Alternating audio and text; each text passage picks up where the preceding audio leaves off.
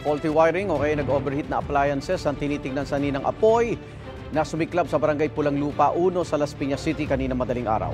Kaya unang balita live si Bea Pinlac. Bea. Igan, 9 na tao ang nakatira sa nasunog na residential building dito sa barangay Pulang Lupa 1, Las Piñas kanina. 4 ang nasawi habang ang iba naman ay nakaligtas ayon sa Bureau of Fire Protection. Tila bangungot para sa mga residente rito ang sunog sa kanilang lugar kanina pasado 1:30 ng madaling araw. Sumiklab ang apoy sa 3-story residential building sa Bernabe Compound na ikinasawi ng 4 na miyembro ng pamilya.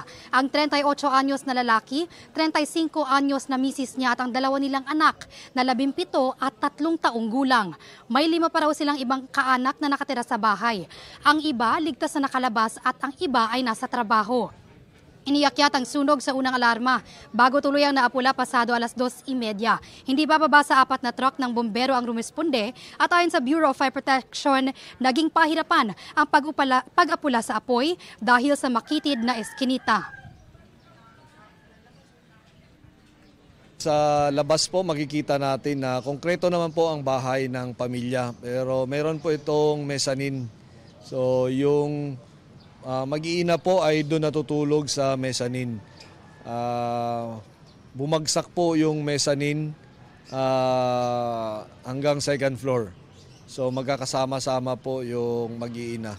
Yung ama naman po ay natagpuan sa malapit po sa kusina. Tinitingnan po natin dito ngayon na ang gulo ay mula po sa kuryente.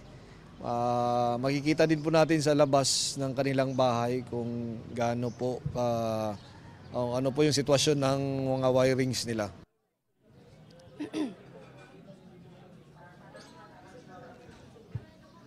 Igan, paalala ng BFP sa publiko, ugaliin po ang pag-check sa wiring ng inyong mga bahay para maiwasan daw ang mga nakapipinsalang sunog tulad na lang nito. At yan ang unang balita mula rito sa Las Piñas. Bea Pinlac para sa GMA Integrated News. Igan, mauna ka sa mga balita, mag-subscribe na sa GMA Integrated News sa YouTube para sa iba't ibang ulat sa ating bansa.